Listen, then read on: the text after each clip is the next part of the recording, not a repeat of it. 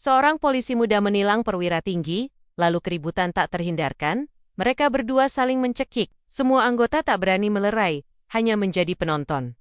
Tak disangka, ada hal besar yang terbongkar. Assalamualaikum warahmatullahi wabarakatuh. Sebelum lanjut ke videonya, silakan tekan tombol like dan subscribe channel Story Kehidupan, serta tonton sampai akhir agar tidak ketinggalan cerita menarik lainnya. Mentari Jakarta menggantung angkuh di atas kepala, memanasi aspal dan memantulkan silau pada gedung pencakar langit. Di bawah teriknya, Bribtu Ryan berdiri tegak di perempatan Sarinah Tamrin. Seragam coklat kebanggaannya sedikit basah oleh peluh, tapi tatapan matanya tetap jeli, menyapu setiap sudut jalanan yang berdenyut oleh hiruk-pikuk. Klakson bersahutan, deru mesin tak pernah henti, dan ribuan pasang mata menatapnya. Ada yang patuh, ada pula yang mencoba peruntungan. Bagi Ryan, tugas bukan sekadar rutinitas. Ini adalah panggilan jiwa, sebuah janji yang ia ikrarkan pada dirinya sendiri saat pertama kali mengenakan seragam ini. Ia percaya pada aturan, pada garis yang jelas antara benar dan salah. Dan ia tak akan pernah membiarkan garis itu kabur hanya karena kepentingan sesaat. Reputasinya sebagai polisi lalu lintas yang lurus sudah terkenal. Banyak yang segan, tak sedikit pula yang menggerutu karena ketegasannya yang tak pandang bulu. Pernah suatu ketika, ia menilang seorang pejabat daerah yang melintas dengan arogan, membuat heboh kantor, dan mengundang peringatan dari atasan. Namun, Ryan tak gentar. Baginya, hukum itu universal, berlaku untuk semua, tanpa terkecuali. "Pagi Pak Ryan," sapa seorang tukang kopi keliling, yang biasa mangkal di dekat posnya. Ryan membalas dengan senyuman tipis dan anggukan. "Ayah sudah betul wajah-wajah para pedagang kecil di sekitar sini. Para pekerja keras yang mencari nafkah halal." Ia selalu berusaha membantu mereka. Misalnya dengan menertibkan area parkir liar yang menghalangi jalan mereka. Pukul 10 pagi, lalu lintas mulai padat merayap. Ryan, dengan peluit di bibir dan tongkat pengaturan di tangan, bergerak lincah mengatur arus. Matanya mengawasi satu persatu kendaraan yang melintas. Motor yang menerobos trotoar, ia berikan teguran keras. Kota yang berhenti sembarangan, ia arahkan ke tempat yang semestinya. Tak ada satupun pelanggaran yang luput dari pandangannya.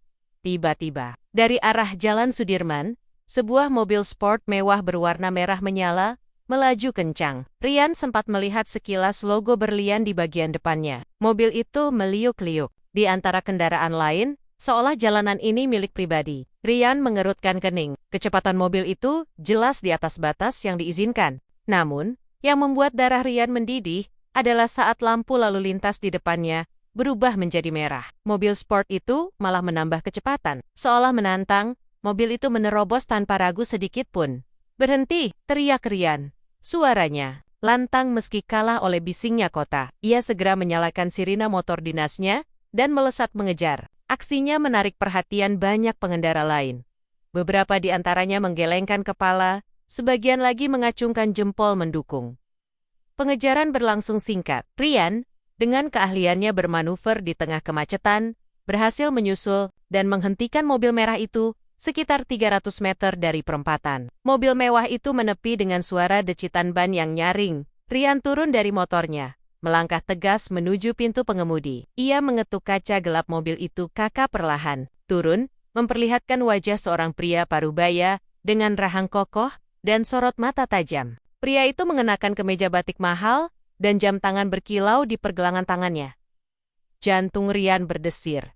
Wajah itu, wajah yang tak asing baginya. Wajah yang sering ia lihat di televisi, di koran, bahkan di poster-poster kampanye anti pelanggaran. Lalu lintas di kantor. AKBP Surya, seorang perwira tinggi di Satuan Lalu Lintas, dikenal tegas, berwibawa, dan disegani. Tapi di balik reputasi itu, Ryan juga pernah mendengar desas-desis tentang sisi licinnya, koneksi yang luas, dan cara kerja yang kadang tak transparan. "Selamat siang, Bapak," sapa Ryan, mencoba menjaga nada profesionalnya, walau ada gejolak aneh dalam dadanya. "Bisa saya lihat surat-surat kendaraan Anda?" AKBP Surya menatap Ryan dari balik kacamata hitamnya. Sebuah senyum tipis, nyaris meremehkan, tersungging di bibirnya. "Bribtu Ryan, saya tahu kamu. Polisi idealis itu kan?" Nadanya terdengar seperti sebuah pujian, tapi Ryan menangkap nada lain di baliknya. Sebuah peringatan. Ryan mengangguk kaku. "Mohon maaf, Bapak telah menerobos lampu merah. Itu pelanggaran berat. Surya terkekeh pelan. Tawa kecil yang tak sampai ke matanya. Saya sedang buru-buru. Ada rapat penting di Mabes. Lagi pula, saya tadi melihatnya masih kuning kok. Mungkin kamu salah lihat. Maaf Bapak. Ryan tetap pada pendiriannya. Lampu sudah merah penuh. Ada banyak saksi. Saya harus menilang Bapak. Wajah AKBP Surya mendadak. Menegang, senyum tipisnya lenyap. Matanya yang tajam menyorot Ryan. Kini tanpa basa-basi. Kamu yakin mau menilang saya, Bribtu? Kamu tahu siapa saya kan? Pertanyaan itu bukan lagi basa-basi, melainkan ancaman terselubung. Sebuah peringatan, agar Ryan berpikir 2 kali sebelum bertindak. Ryan menarik napas dalam, menguatkan hati. Ia tahu betul konsekuensi dari keputusannya ini. Mungkin ia akan dimutasi ke tempat terpencil, mungkin karirnya akan terhambat, atau bahkan lebih buruk. Namun, prinsipnya lebih penting dari itu semua. Ia adalah penjaga amanah, dan amanah itu tidak membedakan pangkat atau jabatan. Saya yakin Bapak. Jawab Ryan mantap, suaranya tanpa keraguan sedikitpun. Aturan adalah aturan. Tidak ada pengecualian. AKBP Surya terdiam sejenak, menatap Ryan dengan tatapan yang sulit diartikan. Ada kekesalan, sedikit kejutan, dan kemarahan yang mulai membara di matanya. Ia tak menyangka akan menghadapi perlawanan sekukuh ini dari seorang Bribtu. Wajahnya perlahan memerah. Harga dirinya terasa daingyo kinjek di tengah jalan umum. Di bawah tatapan penasaran, para pengendara yang mulai melambatkan laju kendaraan mereka. Adu mulut panas itu baru saja dimulai, dan aroma ketegangan sudah terasa begitu kuat di udara. Matahari semakin terik, namun suhu di sekitar mobil sport merah itu terasa membeku. AKBP Surya menatap Ryan. Tatapan yang tadinya meremehkan, kini berubah menjadi kilatan amarah yang sulit disembunyikan. Wajahnya yang semula tenang, kini memerah. Padam, urat di lehernya sedikit menonjol. Ryan bisa merasakan ketegangan yang pekat, seolah udara di sekeliling mereka menipis. Kamu serius, Bribtu? Suara Surya terdengar rendah, namun setiap kata mengandung beban ancaman yang nyata. Kamu mau menilang perwira tinggi di tengah jalan seperti ini, di depan umum? Apa kamu tidak memikirkan konsekuensinya? Ryan berdiri tegak, tak gentar. Dengan segala hormat, Bapak. Saya hanya menjalankan tugas sesuai prosedur. Hukum tidak mengenal pangkat atau jabatan. Bapak telah melanggar lalu lintas, dan saya harus menindaknya. Ia mengucapkan setiap kata dengan nada datar, berusaha menyembunyikan getaran halus di dadanya. Bukan takut, tapi ada rasa was-was akan apa yang akan terjadi selanjutnya. Surya tersenyum sinis, senyum yang sama sekali tak mencapai matanya. Prosedur, hukum, kamu terlalu banyak membaca buku, Bribtu. Dunia nyata tidak seideal itu. Kamu pikir, apa yang akan terjadi padamu setelah ini? Kamu akan dimutasi ke pelosok, ke tempat yang bahkan tidak ada sinyal telepon. Kariermu akan tamat. Ancaman itu jelas, terang-terangan. Namun, Ryan sudah menduga hal ini. Ia sudah membulatkan tekad sejak awal. Itu risiko yang saya ambil, Bapak. Jawab Ryan tegas. Lebih baik dimutasi karena menegakkan kebenaran, daripada naik pangkat karena menutup mata pada pelanggaran. Kata-kata Ryan seperti percikan api yang membakar bensin. Wajah Surya semakin merah. Ia membuka pintu mobilnya lebih lebar, tatapannya menyalang. Kurang ajar, kamu ini bawahan saya. Berani sekali kamu bicara seperti itu pada atasanmu. Adu mulut mereka semakin menarik perhatian. Pengendara motor dan mobil mulai melambatkan laju. Bahkan beberapa nekat berhenti di pinggir jalan. Penasaran dengan drama yang terjadi. Ponsel-ponsel mulai diangkat, merekam setiap gerak-gerik kedua polisi tersebut. Suara-suara bisikan dan spekulasi mulai terdengar dari kerumunan. Itu Pak Surya kan? Kok bisa ditilang sama Bintara? Wah, berani juga ya polisi muda itu. Kayak gini nih polisi yang benar. Dalam hitungan menit, video singkat insiden itu mulai menyebar di berbagai platform media sosial. Judul-judul provokatif bermunculan. Drama tilang perwira tinggi di Jakarta. Bribtu jujur versus AKBP arogan. Ketika hukum bicara di jalanan, komentar-komentar membanjiri, sebagian besar memuji keberanian Ryan, sebagian lain mengecam arogansi Surya. Tak lama kemudian, ponsel Ryan bergetar hebat. Pesan masuk bertubi-tubi, ada dari rekan seangkatan, ada dari senior, bahkan dari komandan. Regunya, semua isinya sama. Ryan, ada apa ini? Kamu kok ribut sama Pak Surya? Sudah, Mengalah saja, jangan cari masalah. Rian hanya membaca sekilas pesan-pesan itu. Ia tahu mereka khawatir.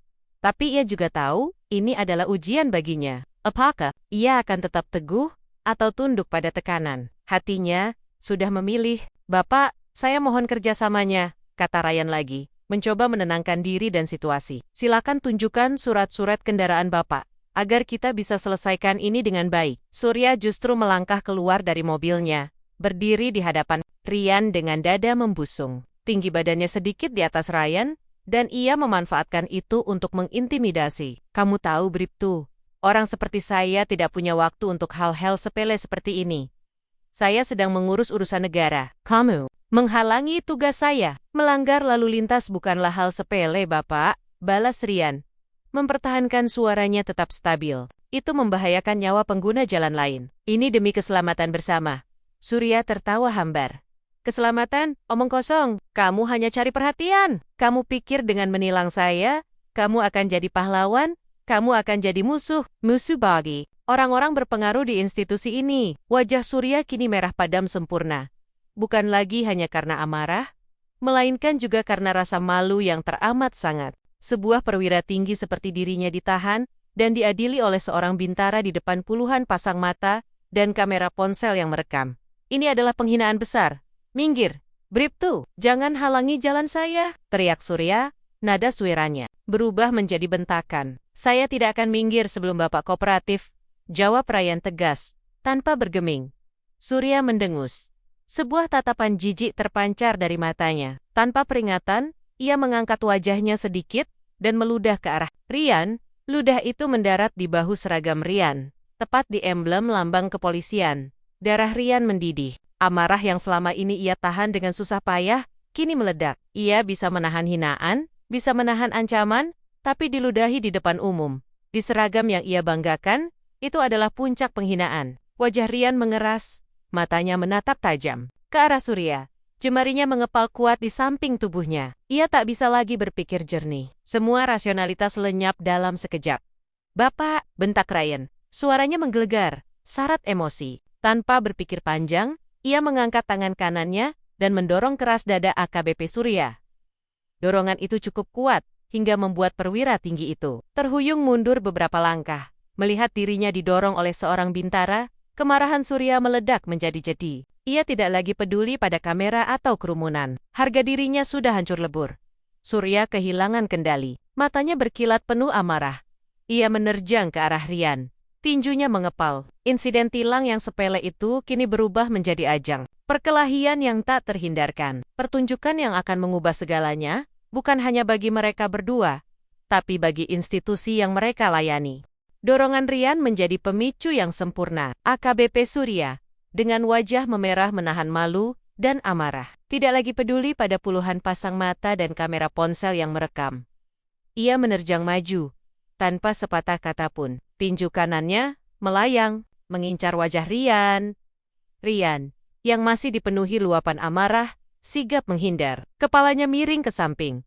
Pertarungan sengit itu pecah di tengah kerumunan yang kian ramai. Sirine kendaraan darurat dan klakson panjang dari mobil yang terjebak. Kemacetan seolah menjadi iringan musik yang kacau. Surya, dengan berat badan dan pengalamannya sebagai perwira, berusaha mendominasi. Ia melayangkan pukalen-pukalen cepat, berusaha menjatuhkan Rian. Namun, Rian, yang lebih muda dan gesit, mampu menghindari sebagian besar serangan itu, sesekali membalas dengan dorongan atau bantingan kecil. Dasar bintara kurang ajar, geram Surya, napasnya mulai tersengal. Ia mencoba menendang tulang kering Rian. Namun Rian melompat mundur. Anda yang memancing ini? Bapak, balas Rian. Suaranya dipenuhi frustrasi. Ia tak menyangka situasi akan memburuk. Sija, ini bukan lagi tentang tilang. Ini tentang martabat. Mereka bergulat. Keduanya saling dorong, saling tarik, berebut kendali. Seragam mereka kusut. Wajah mereka memerah. Rian mencoba mengunci pergerakan Surya. Sementara Surya berusaha melepaskan diri dengan brutal. Kerumunan di pinggir jalan berserak-sorak histeris. Ada yang mendukung Rian, ada pula yang berteriak-teriak meminta mereka berhenti. Beberapa orang bahkan maju sedikit, seolah ingin melerai namun ragu. Dalam satu gerakan cepat, Rian berhasil meraih kerah seragam Surya. Dengan sisa tenaga yang ia miliki, dan didorong oleh amarah yang membuncah, ia membanting Surya hingga punggung. Perwira tinggi itu membentur kap mobil sportnya yang mewah. Surya mengerang kesakitan. Terkejut dengan kekuatan Rian, tanpa memberi Surya kesempatan untuk bangkit. Rian segera menindihnya, mengunci pergelangan tangannya di leher Surya.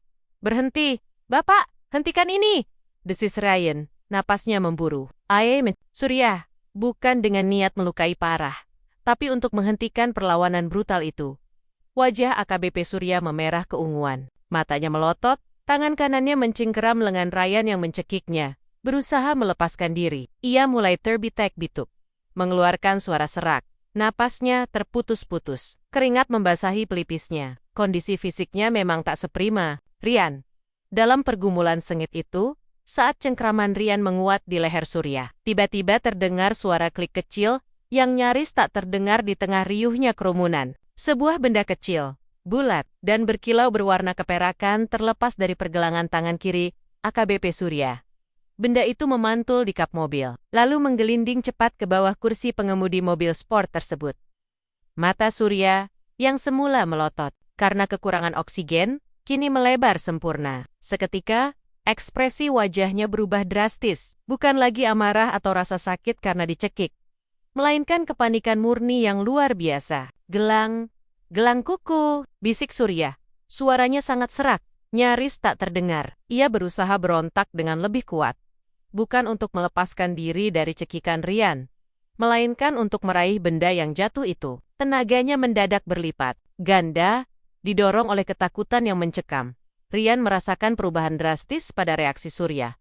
Cekikannya masih kuat, tetapi ia merasakan tubuh Surya bergetar hebat, bukan karena kesakitan, melainkan karena syok. Surya mencoba menendang kakinya ke bawah kursi pengemudi. Tangannya yang satunya berusaha merogoh-rogoh ke arah benda yang jatuh itu. Rian, mengapa gelang kecil itu lebih penting daripada nyawanya sendiri yang sedang terancam cekikan? Ada apa dengan benda itu? Rian melonggarkan sedikit cengkeramannya. Rasa penasaran melingkupi dirinya. Ia menoleh sekilas ke arah di mana benda itu jatuh, mencoba melihatnya. Kilauan perak itu terlihat samar di bawah kursi. Sesaat Ryan ragu, namun nalurinya mengatakan ada sesuatu yang sangat tidak beres. Sebelum Surya bisa meraihnya, Rian dengan gerakan kilat melepaskan cengkeramannya pada leher Surya. Surya terbatuk-batuk, megap-megap menghirup udara. Namun, tanpa mempedulikan napasnya, ia langsung meluncur turun ke kolong mobil, berusaha menggapai gelang yang terlepas itu. Rian, yang lebih cepat, melesat ke sisi pengemudi. Ia membungkuk, tangannya merogoh ke bawah kursi, jemarinya menyentuh benda dingin dan keras. Dalam sekejap, ia berhasil menggenggam gelang baja khusus itu. Saat Ryan bangkit, gelang itu sudah aman dalam genggamannya. Surya, yang baru saja berhasil merangkak keluar dari kolong mobil, melihat Rian memegang benda itu. Wajahnya pucat pasi, matanya membelalak tak percaya. "Kembalikan itu, berikan padaku," teriak Surya. Napasnya masih tersengal.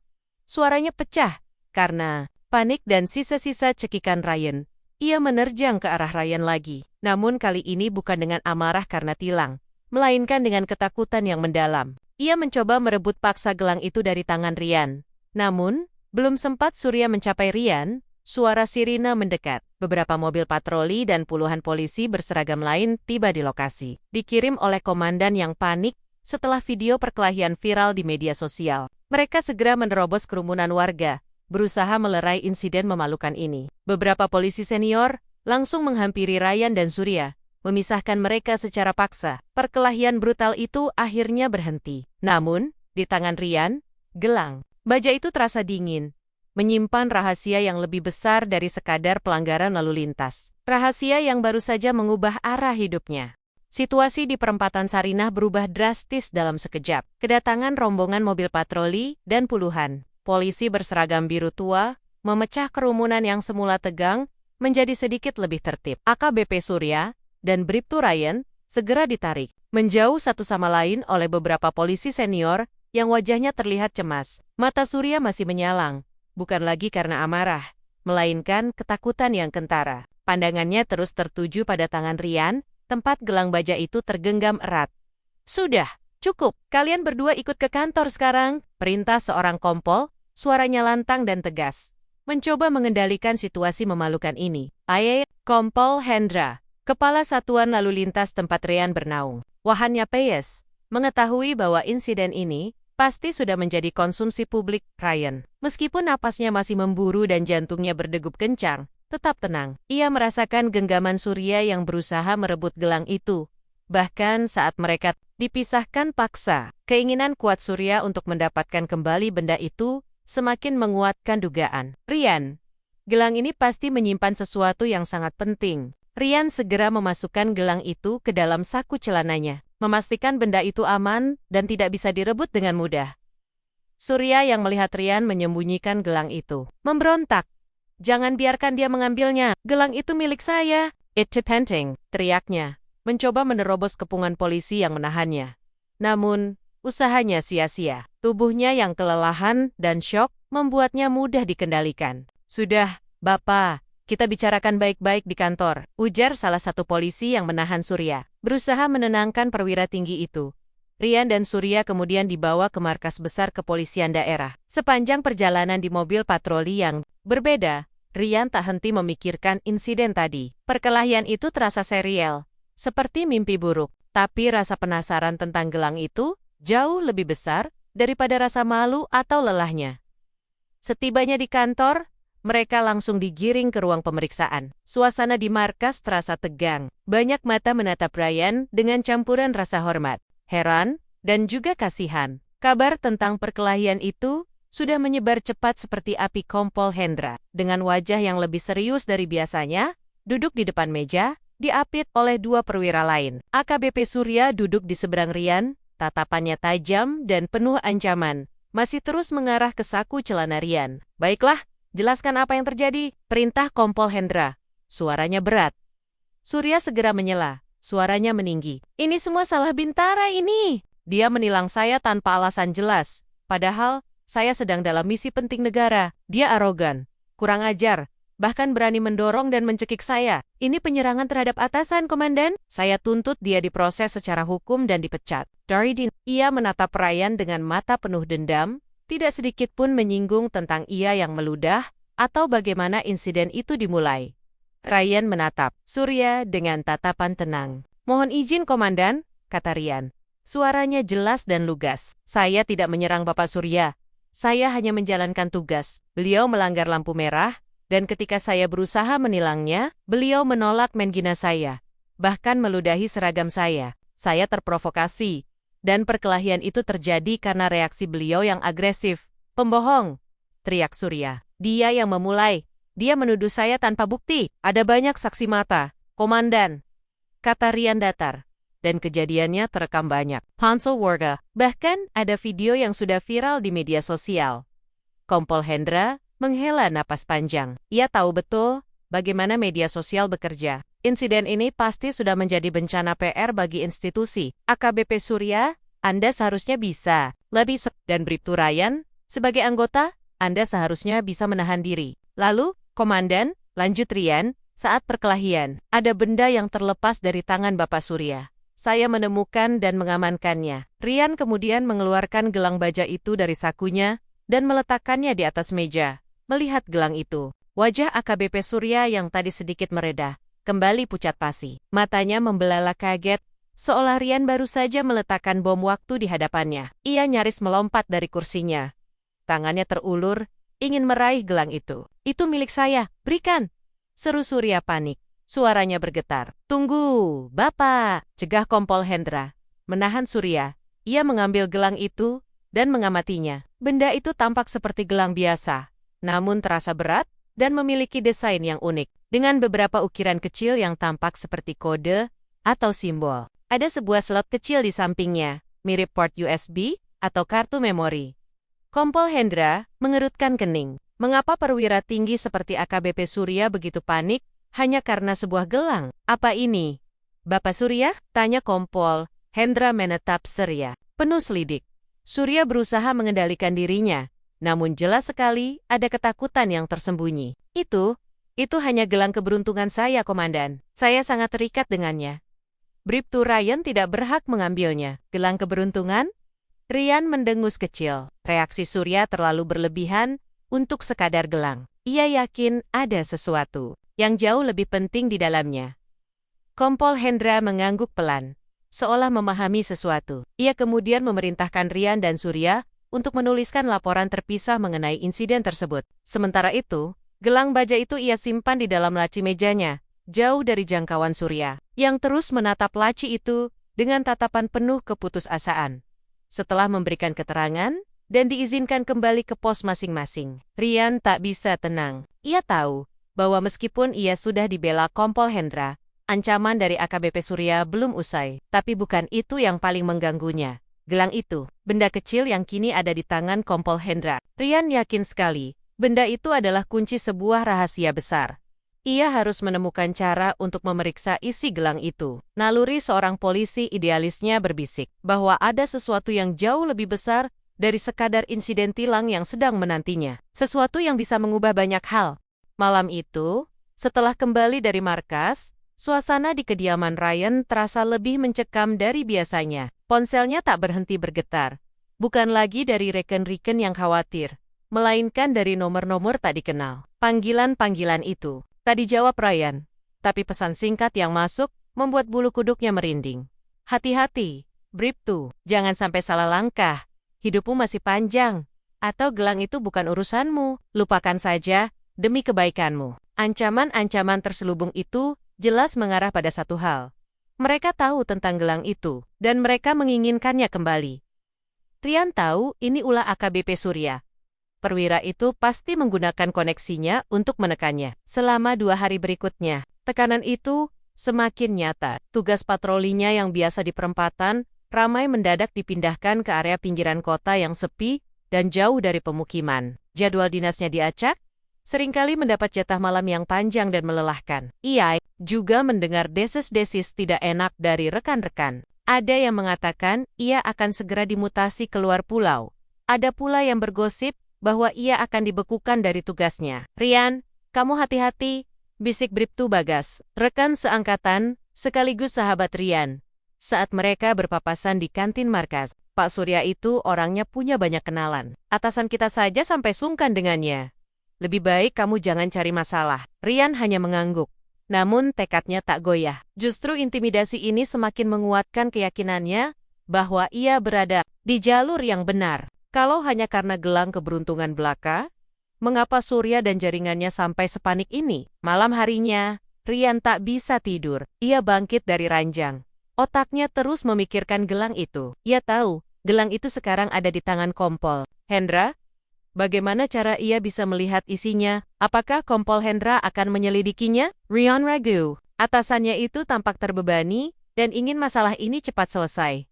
Rian memutuskan untuk bertindak sendiri. Diam-diam, ia mulai mencari informasi. Ia mendatangi toko elektronik langganannya, bertanya-tanya tentang gelang yang memiliki slot aneh. Pemilik toko, seorang veteran elektronik yang ramah, menjelaskan bahwa itu bisa jadi semacam flash drive atau alat penyimpan data khusus. Bisa jadi butuh software khusus atau perangkat pembaca tertentu, Mas.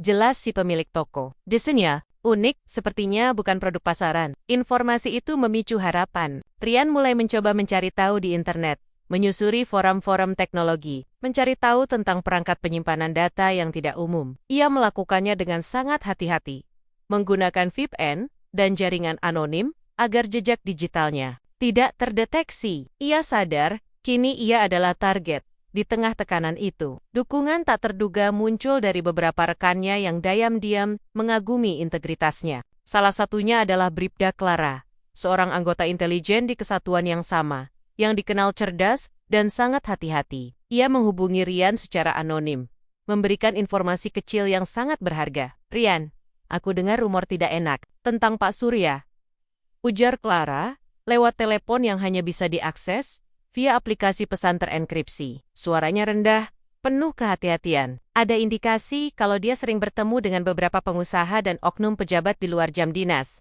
Kabarnya, ada aliran dana besar yang mencurigakan. Informasi itu seperti kepingan puzzle yang tiba-tiba menemukan tempatnya. Apakah ini ada hubungannya dengan jaringan pungli, Clara? Tanya Rian. Suaranya tercekat. Clara tidak menjawab langsung. Aku tidak bisa bicara banyak.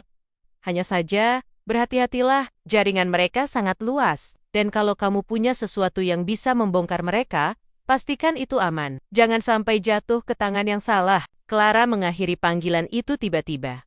Kata-kata Clara membakar semangat Ryan. Ia semakin yakin bahwa gelang itu menyimpan kunci dari semua ini. Malam itu, Ryan memberanikan diri untuk melakukan hal yang lebih berani. Ia menghubungi seorang kenalan lamanya, seorang mantan peretas etis yang kini bekerja sebagai konsultan keamanan siber, namanya Rizal. Rizal adalah sosok yang sangat terpercaya, dengan kemampuan yang luar biasa dalam membuka sistem yang terkunci. Zal, aku butuh bantuanmu, kata Ryan, menjelaskan secara singkat tentang gelang itu dan bagaimana ia mendapatkannya. Ia sengaja tidak menyebut nama AKBP Surya secara langsung, hanya mengisyaratkan bahwa itu milik perwira tinggi yang bermasalah. Rizal terdiam sejenak. Ini kedengarannya berbahaya, Yan. Apapun yang membuat orang sepenting itu panik, pasti bukan hal main-main. Aku tahu, Zal, jawab Ryan. Tapi aku merasa ini penting. Ini bisa membersihkan institusi kami. Aku percaya padamu. Rizal akhirnya setuju untuk membantu. Mereka berjanji bertemu di sebuah kafe terpencil di pinggiran kota, jauh dari keramaian dan pengawasan. Ryan tahu, ini adalah langkah yang sangat berisiko. Ia membawa serta risiko besar terhadap dirinya sendiri, dan juga bagi Rizal. Namun, dorongan untuk mengungkap kebenaran jauh lebih besar daripada rasa takutnya. Ia harus melihat apa yang ada di dalam gelang baja itu. Ia harus. Dengan langkah awal ini, Ryan tak sadar bahwa ia baru saja membuka kotak Pandora yang akan mengguncang pondasi institusi tempat ia mengabdi. Bayangan gelap mulai mengintai lebih dekat, siap menerkam siapapun yang berani membongkar rahasia mereka.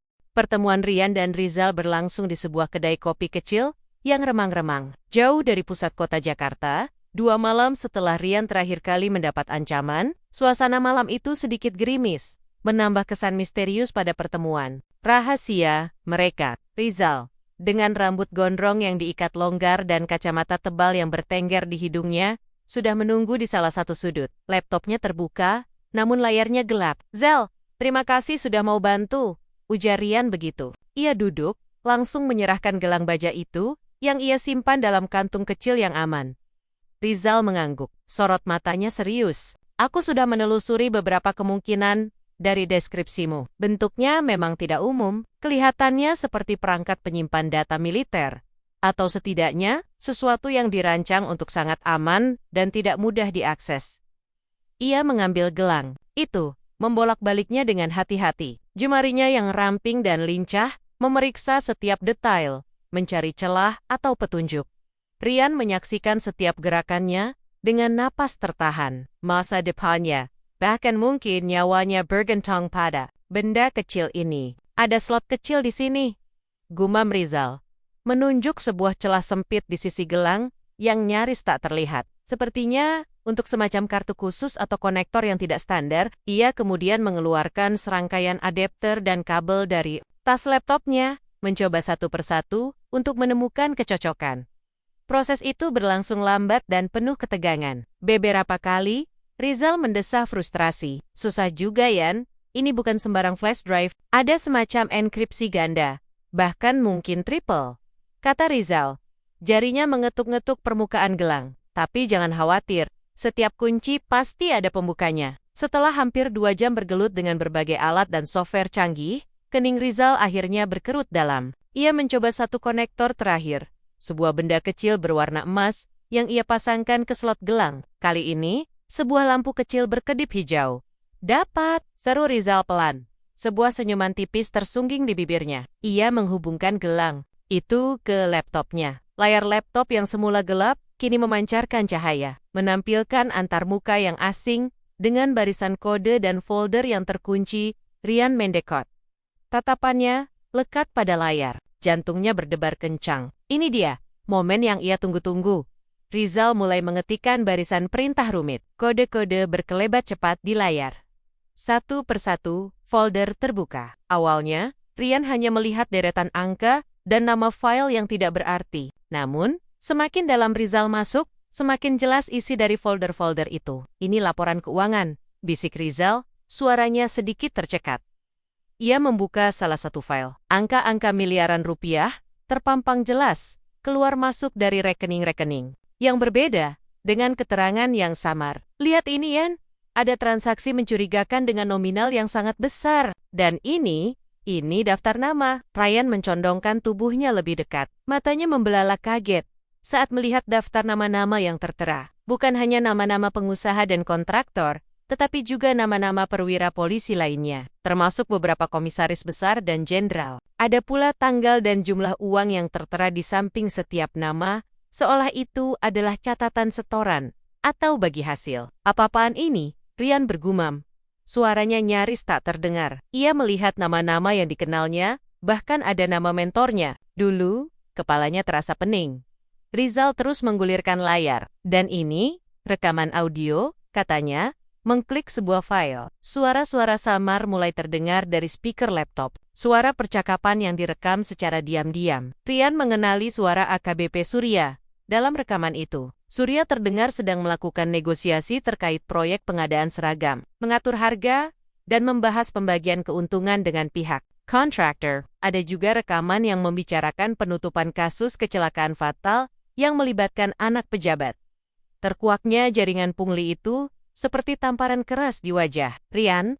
Data itu membuktikan dengan telanjang bahwa AKBP Surya bukan hanya seorang perwira korup, melainkan bagian dari gurita besar yang mencengkeram institusi kepolisian. Gurita itu melingkupi banyak perwira tinggi, orang-orang yang seharusnya menjadi panutan dan penegak hukum. Ryan merasakan perutnya mual, kemarahan, rasa jijik dan kekecewaan melandanya secara bersamaan. Ia selama ini selalu percaya pada sistem, pada integritas, pada sumpah yang ia ucapkan. Tapi kini, di hadapannya terhampar bukti kebusukan yang begitu dalam dan luas. Nama-nama besar yang dulu ia hormati, kini tercemar oleh noda korupsi. Mereka bukan lagi pahlawan, melainkan pengkhianat. Ini gila, bisik Ryan, tangannya gemetar. Begitu banyak, begitu dalam. Rizal menutup laptopnya, menatap Ryan dengan tatapan serius. Ini bukan sekadar kasus pungli biasa, Yan. Ini adalah kejahatan terorganisir di dalam institusi. Data ini bisa menghancurkan karier banyak orang. Bahkan mungkin mereka akan melakukan apa saja untuk mendapatkan kembali gelang ini dan membungkamu. Dilema besar menghantam Ryan. Di satu sisi, ia memiliki bukti tak terbantahkan yang bisa membersihkan institusi yang ia cintai. Ini adalah kesempatan untuk menegakkan keadilan sejati, untuk membongkar kebusukan yang selama ini menggerogoti dari dalam. Ia bisa menjadi pahlawan. Namun, di sisi lain, ia tahu betul konsekuensinya. Mengungkap ini berarti menyatakan perang terhadap kekuatan besar. Nyawanya terancam. Begitu pula nyawa orang-orang yang ia sayangi. Bisakah ia mempertaruhkan segalanya? Haruskah ia diam dan membiarkan kebusukan ini terus terjadi demi keselamatannya sendiri? Ryan menatap gelang baja di tangan Rizal. Benda kecil. Ini kini terasa seperti beban yang sangat berat. Sebuah bom waktu yang siap meledak kapan saja. Ini adalah puncak konflik pertama Ryan. Perang batin antara integritas pribadi dan naluri bertahan hidup. Sebuah keputusan harus diambil. Keputusan yang akan menentukan arah hidupnya dan mungkin nasib institusinya. Setelah pertemuan dengan Rizal, Ryan pulang dengan pikiran berkecamuk. Gelang baja itu kini terasa panas di tangannya. Bukan karena suhu fisiknya, melainkan bobot rahasia yang terkandung di dalamnya. Ia telah mengambil salinan data itu, menyimpannya di beberapa lokasi terenkripsi yang berbeda. Jauh dari jangkauan siapapun kecuali dirinya dan Rizal, tidur tak lagi nyenyak. Setiap suara kecil di malam hari terasa seperti ancaman. Ia tahu, dengan bukti sebesar ini di tangannya, ia telah menjadi target utama. Dugaan Ryan tak meleset. Teror dimulai dengan cara-cara yang halus, lalu beranjak semakin brutal. Ponselnya terus-menerus mendapat panggilan tak dikenal, tanpa suara. Hanya dering panjang yang menyesakkan. Akun media sosialnya dipenuhi pesan-pesan misterius, mulai dari peringatan samar, hingga ancaman langsung yang menyebutkan nama orang-orang terdekatnya. Suatu malam, sepulang dari dinas, Ryan menemukan pintu apartemennya sedikit terbuka. Tidak ada yang hilang, tidak ada jejak perusakan, namun sebuah pesan tertulis di cermin kamar mandinya dengan lipstik merah. "Kami tahu, kamu tidak sendirian. Pikirkan keluargamu." Darahnya mendidih. Mereka tidak hanya mengincarnya, tapi juga orang-orang yang ia cintai. Ini adalah pukulan telak yang membuat nyalinya sedikit menciut. Ia tahu Aibunia, yang tinggal di kampung, akan menjadi sasaran empuk jika ia tidak berhati-hati.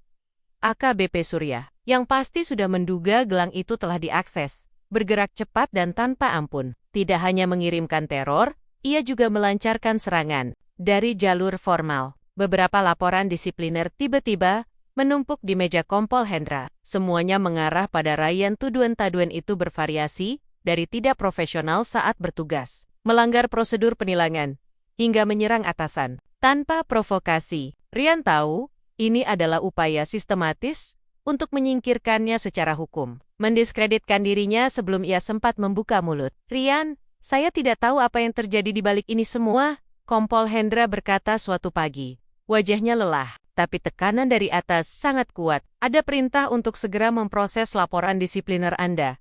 Saya berusaha menahannya, tapi saya tidak yakin bisa bertahan lama. Ryan hanya mengangguk. Ia mengerti posisi atasannya. Jaringan AKBP Surya ternyata jauh lebih kuat dan meluas dari yang ia bayangkan. Puncak kecemasan Ryan datang saat adiknya, Rani, yang bekerja di sebuah toko kue kecil, tiba-tiba mendapatkan surat pemutusan hubungan kerja tanpa alasan yang jelas. Esoknya, rekening bank ibunya di kampung dibekukan. Kejadian-kejadian ini jelas bukan kebetulan. Ini adalah puncak konflik kedua. Mereka menyerang titik terlemahnya, orang-orang yang ia sayangi. Hatinya hancur. Ia bisa menghadapi ancaman fisik, ancaman karier, tapi tidak dengan menyakiti keluarganya. Pikiran untuk menyerah dan mengembalikan gelang itu sempat terlintas. Apa gunanya menjadi pahlawan jika ia kehilangan segalanya, bahkan orang-orang yang cintai? Namun, kilasan ingatan tentang kebusukan yang ia lihat di data gelang itu, tentang bagaimana uang rakyat disalahgunakan, tentang keadilan yang diperjualbelikan, kembali membakar semangatnya. Ia tidak bisa membiarkan ini terus terjadi. Ia tidak bisa mengkhianati hati nuraninya. Ryan sadar, ia tak bisa bertindak sendirian lagi. Ini bukan perang yang bisa ia menangkan sendiri. Ia butuh sekutu, orang-orang yang bersih dan berani, yang memiliki kekuatan untuk menghadapi jaringan korupsi sebesar ini. Tapi siapa? Kepada siapa ia bisa percaya sepenuhnya? Di tengah institusi yang tampaknya sudah begitu busuk, mencari orang yang jujur terasa seperti mencari jarum dalam tumpukan jerami. Ia teringat kembali pada Bribda Clara, anggota intelijen yang memberinya petunjuk. Clara terdengar sangat hati-hati, namun ada nada simpati dalam suaranya. Selain itu, Ryan juga memikirkan Rizal, sang peretas etis, yang telah melihat isi gelang itu bersamanya. Mereka berdua adalah kepingan puzzle pertama. Ryan kemudian mengambil keputusan, nekat. Ia menghubungi Clara lagi. Kali ini ia menjelaskan semuanya secara terbuka, betapa berbahayanya situasi yang ia hadapi. Clara terdiam sejenak setelah mendengar cerita Ryan, napasnya terdengar berat. Ryan, kamu tahu ini gila kan? Suara Clara berbisik dari telepon terenkripsi. Mereka akan menghabisimu. Ini bukan hanya Pak Surya, ini lebih besar dari itu. Aku tahu Celai, jawab Ryan. Suaranya mantap, tapi aku tidak bisa mundur lagi. Aku punya bukti yang bisa menjatuhkan mereka. Aku butuh bantuan. Bisakah kamu membantuku menemukan jurnalis investigasi yang bisa dipercaya? Atau mungkin ada orang di institusi yang masih punya hati nurani? Clara terdiam lama. Ryan bisa merasakan pergolakan batin di seberang sana. Baiklah Ryan, aku akan coba. Tapi kamu harus sangat hati-hati. Aku akan mencoba menghubungi seseorang yang bisa kita percaya. Dia seorang jurnalis senior yang pernah menulis banyak kasus korupsi. Tapi, ini harus sangat rahasia. Jangan sampai ada yang tahu. Keputusan Clara adalah secercah harapan di tengah kegelapan yang mengepung Ryan. Ia tahu, dengan melibatkan pihak luar, risiko akan meningkat drastis. Ini adalah langkah terakhirnya. Sebuah lemparan dadu yang mungkin akan menghancurkan segalanya. Atau justru membawa kebenaran pada akhirnya. Pertarungan sebenarnya baru saja dimulai. Dan kali ini, Ryan tidak sendiri. Jaringan komunikasi rahasia antara Ryan, Clara, dan Rizal terjalin erat, beroperasi di bawah radar. Setiap percakapan dienkripsi, setiap pertemuan dilakukan di lokasi tak terduga yang selalu berubah. Mereka tahu, satu kesalahan kecil saja bisa fatal. AKBP Surya dan antek-anteknya semakin agresif. Teror telepon dan pengawasan fisik menjadi rutinitas yang menyesakkan. Namun, tekanan itu justru mengobarkan tekad Ryan. Ia tak bisa mundur, bukan lagi hanya demi dirinya, tapi demi kebenaran yang harus terungkap. Clara berhasil menghubungi jurnalis investigasi yang ia sebutkan Rima Salsabila, seorang senior di salah satu media daring ternama, dikenal karena keberanian dan ketajamannya dalam membongkar kasus-kasus korupsi besar. Pertemuan pertama mereka, yang diadakan di sebuah rumah makan sederhana di pinggir kota, berjalan penuh kehati-hatian. Rima, dengan mata yang selalu waspada, mendengarkan cerita Ryan dari awal hingga akhir. Sesekali menyela dengan pertanyaan tajam. "Jadi, Anda memiliki bukti digital dari gelang itu?" tanya Rima, suaranya tenang namun mengandung otoritas. "Dan itu melibatkan perwira-perwira tinggi?" Ryan mengangguk, lalu mengeluarkan sebuah flash drive terenkripsi yang berisi salinan data dari gelang Surya. "Ini hanya sebagian kecil, Mbak Rima. Rizal, teman saya, membantu saya mengamankan semua data aslinya. Kami memiliki laporan keuangan, daftar nama, bahkan rekaman percakapan." Mata Rima berkilat penuh minat. Sebuah ekspresi yang jarang terlihat. "Jika ini benar, ini akan menjadi gempa besar. Tapi risiko Anda juga akan sangat besar." Bribtu Ryan. "Anda akan menjadi musuh bagi banyak orang berpengaruh." "Saya tahu risikonya, Mbak," jawab Ryan tegas. "Tapi, saya sudah memilih. Saya tidak bisa membiarkan kebusukan ini terus bersembunyi di balik seragam kami." Dari pertemuan itu, sebuah strategi mulai disusun. Rima menjelaskan bahwa bukti digital saja tidak cukup. Mereka butuh lebih untuk memperkuat kasus dan menghadapi perlawanan balik yang pasti akan sangat brutal. "Kita butuh confirming evidence," jelas Rima. "Bukti fisik, kesaksian tambahan, apapun yang bisa menguatkan data digital ini." Mereka pasti akan mencoba mendiskreditkan flash drive ini, mengatakan itu rekayasa atau palsu. Rizal kemudian berperan aktif dalam fase ini. Dengan kemampuannya, ia membantu Ryan dan Clara melacak jejak-jejak digital lain yang terkait dengan nama-nama dalam daftar Surya. Mereka menemukan jejak transfer dana ke rekening Shell Company, pembelian properti mewah atas nama samaran, hingga koneksi ke proyek-proyek pemerintah yang mencurigakan. Setiap malam, Ryan, Clara, dan Rizal bekerja sama, menyatukan kepingan-kepingan puzzle yang tersembunyi. Clara menggunakan koneksinya di internal intelijen untuk memverifikasi beberapa informasi sensitif. Sementara Ryan terus mengumpulkan pengamatan, mencocokkan data dengan apa yang ia lihat dalam keseharian.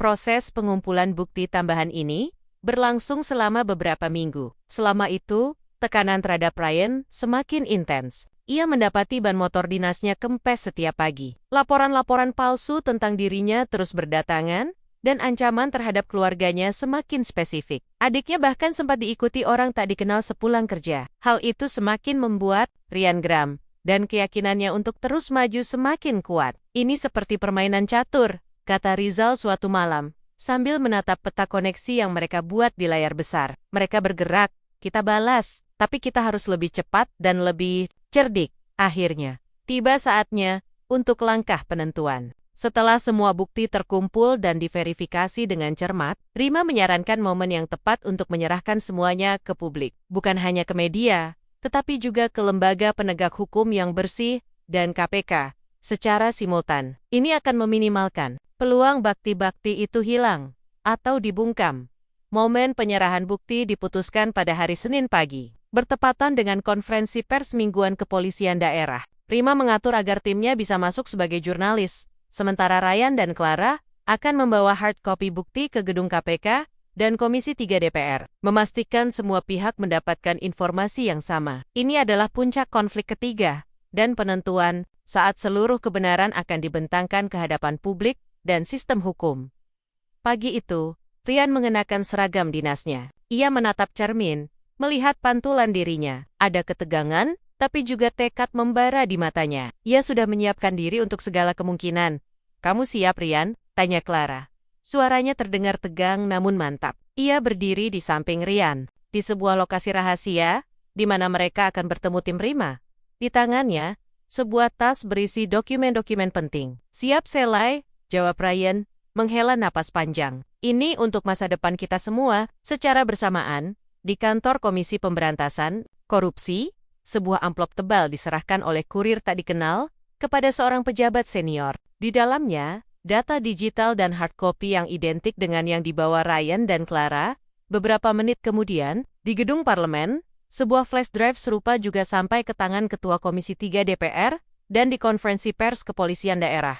Tepat ketika seorang jenderal hendak mengumumkan keberhasilan operasi kecil, Rima Salsabila mengangkat tangannya. "Mohon izin, Jenderal," katanya lantang. "Saya memiliki beberapa pertanyaan mendesak mengenai laporan dugaan korupsi besar yang melibatkan perwira tinggi di Satuan Lalu Lintas. Apakah Anda bisa menjelaskan ini?" Ia mengangkat tinggi-tinggi salinan, sebagian kecil data dari gelang surya. Ruangan konferensi pers mendadak hening. Mikrofon mendadak mendekat ke arah Rima. Wajah jenderal itu berubah pucat pasi. "Berita ini, yang selama ini coba ditutupi rapat-rapat, akhirnya meledak, mengguncang institusi kepolisian hingga ke akarnya. Bom waktu itu akhirnya meledak. Berita itu meledak bak bom atom di tengah masyarakat. Video perkelahian Bribtu, Ryan, dan AKBP Surya yang sebelumnya viral, kini diperkuat dengan laporan investigasi Rima Salsabila yang membeberkan bakti-bakti korupsi sistematis. Judul-judul utama di media massa serentak menyoroti skandal ini. Gelang ajaib buka borok jenderal. Polisi jujur guncang institusi. Mafia pungli di balik seragam coklat. Reaksi publik sungguh luar biasa. Campuran antara kemarahan, kekecewaan, dan dukungan. Besar bagi Rian. Tekanan publik yang masif memaksa institusi kepolisian untuk bertindak cepat dan tegas. Markas besar kepolisian yang selama ini dikenal tertutup, kini disorot tajam oleh media dan aktivis anti korupsi. Dalam waktu kurang dari 24 jam setelah berita itu pecah, sebuah tim investigasi khusus dibentuk. Langsung di bawah pengawasan Kepala Kepolisian Republik Indonesia. Tidak ada ruang untuk menunda atau menutup-nutupi lagi. AKBP Surya adalah orang pertama yang ditangkap. Penangkapan itu dilakukan secara dramatis, disiarkan langsung oleh beberapa stasiun televisi. Wajah Surya tampak pucat dan hancur. Jauh dari sosok perwira tinggi yang disegani, ia langsung ditempatkan dalam sel isolasi, menjalani pemeriksaan intensif. Gelang baja yang menyimpan bakti-bakti itu menjadi barang bukti utama, disalin dan dianalisis oleh tim forensik digital.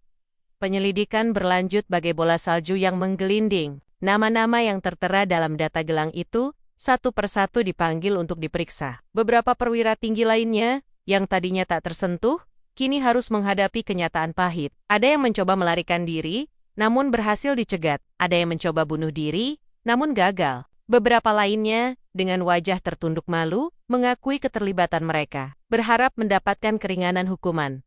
Skandal ini memicu reformasi internal besar-besaran di dalam institusi kepolisian. Ratusan oknum polisi, mulai dari bintara hingga jenderal, yang terbukti terlibat dalam jaringan korupsi, atau menerima dana haram, diberhentikan tidak dengan hormat, dicopot jabatannya, dan diproses secara hukum. Program-program pencegahan korupsi yang lebih ketat diimplementasikan, dan sistem pengawasan internal diperkuat. Kesempatan ini dimanfaatkan untuk membersihkan institusi dari elemen-elemen yang merusak di tengah badai ini. Posisi Bribtu Ryan sempat menjadi sorotan. Beberapa pihak di internal masih mencoba mendiskreditkannya, menuduhnya sebagai pemberontak atau pengkhianat. Namun, dukungan publik yang membuncah menjadi perisai terkuatnya. Ribuan karangan bunga dikirim ke markas tempatnya bertugas, petisi daring yang menuntut perlindungan baginya ditandatangani jutaan orang, dan berbagai organisasi masyarakat sipil menyuarakan pembelaan. Melihat gelombang dukungan itu, pimpinan kepolisian akhirnya mengambil keputusan bijak. Alih-alih menghukum Rian, mereka justru memberinya penghargaan. Ia dipanggil menghadap Kepala Kepolisian Republik Indonesia, menerima langsung ucapan terima kasih dan apresiasi atas keberaniannya. Ia dielu-elukan sebagai pahlawan sejati, simbol integritas dan keberanian yang berani melawan arus. Media memberinya julukan Bribtu Jujur, sebuah gelar yang jauh lebih berharga daripada pangkat apapun. Meskipun Rian merasa canggung dengan sorotan dan pujian yang ia terima, ia menyadari bahwa tindakannya telah memicu sebuah perubahan besar. Ia tidak lagi hanya seorang polisi lalu lintas yang menilang pelanggar. Ia telah menjadi simbol harapan bagi banyak orang, baik di dalam maupun di luar institusi. Namun, di balik semua euforia itu, Rian tahu bahwa jalan masih panjang. Membersihkan sebuah institusi yang sudah berkarat tidaklah mudah. Ini hanyalah awal. Luka yang menganga di tubuh kepolisian butuh waktu untuk sembuh, dan kepercayaan publik yang runtuh butuh waktu lebih lama untuk dibangun kembali. Yang terpenting, ia telah membuktikan bahwa kebenaran, sekecil apapun awalnya, memiliki kekuatan untuk mengguncang dan mengubah dunia. Badai telah berlalu, namun sisa-sisa dampaknya masih terasa di seluruh penjuru institusi. AKBP Surya dan seluruh jaringannya telah mendekam di balik jeruji besi, menunggu proses hukum yang akan mengadili mereka atas kejahatan yang tak terhitung. Jamlenya, hukuman yang setimpal menanti mereka. Sebuah keadilan yang selama ini hanya jadi impian. Sel-sel penjara itu kini dihuni oleh mereka yang dulu merasa kebal hukum. Sebuah ironi pahit bagi para pelaku korupsi. Bribtu Ryan, si Bribtu jujur, kembali bertugas di perempatan yang sama. Namun, kali ini, ada perbedaan besar. Tatapan mata, orang-orang yang melintas padanya tidak lagi sama. Tidak ada lagi bisik-bisik atau tatapan meremehkan. Yang ada hanyalah senyum hormat, acungan jempol, dan kadang sapaan hangat. Ia tidak lagi hanya sekadar polisi lalu lintas. Ia adalah simbol keberanian, integritas, dan harapan. Banyak polisi muda yang kini menatapnya dengan kekaguman. Melihatnya sebagai inspirasi, mereka mendatanginya, menceritakan kisah-kisah frustrasi mereka tentang sistem yang korup. Dan kini, mereka melihat secercah cahaya. Ryan tahu, beban di pundaknya kini lebih berat. Ia tidak hanya bertanggung jawab atas tugasnya, tetapi juga sebagai teladan, sebagai pengingat bahwa perubahan itu mungkin, refleksi akan perjalanannya tak jarang memenuhi benaknya. Dari seorang polisi idealis yang hanya ingin menegakkan aturan kecil, ia tanpa sengaja terseret dalam pusaran skandal besar yang nyaris merenggut segalanya. Ia mengingat rasa takut saat pertama kali melihat data di gelang itu, kepanikan saat keluarganya diancam, dan kegugupan saat menyerahkan bukti. Semua itu kini terasa seperti mimpi buruk yang telah berakhir, digantikan oleh fajar harapan yang baru. Ia tahu, membersihkan institusi sebesar Kepolisian Republik Indonesia bukan pekerjaan semalam. Akar-akar korupsi telah menjalar terlalu dalam. Namun, ia juga yakin bahwa langkah yang ia ambil adalah permulaan yang penting. Badai pembersihan telah terjadi, dan banyak yang telah jera. Kini, ada peluang nyata untuk membangun kembali kepercayaan publik, untuk mewujudkan institusi yang benar-benar melayani dan melindungi rakyat. Suatu sore, saat Ryan berdiri di bawah teriknya matahari, mengatur lalu lintas, ia melihat seorang anak kecil, mungkin berusia 8 tahun, melambaikan tangan kepadanya. Anak itu mengenakan topi polisi mainan dan tersenyum lebar. Ryan membalas senyuman itu, dan dalam benaknya, ia berharap. Ia berharap bahwa generasi polisi berikutnya, generasi anak-anak seperti itu, akan tumbuh dalam institusi yang jauh lebih bersih, lebih bermartabat, dan lebih adil. Gelang baja itu, yang kini disimpan sebagai barang bukti penting, bukan lagi hanya sebuah band. Ia adalah penanda sejarah, sebuah pengingat akan titik balik penting, sebuah pengingat bahwa kebenaran, sekecil apapun awalnya, akan selalu menemukan jalannya untuk terungkap. Dan bahwa satu orang yang berani berdiri tegak demi prinsip dapat memicu perubahan yang jauh lebih besar daripada yang pernah ia bayangkan. Integritas dan keberanian adalah kunci untuk membuka gerbang menuju masa depan yang lebih baik bagi institusi dan bagi negara. Ryan adalah buktinya, dan ia akan terus menjadi penjaga amanah selamanya.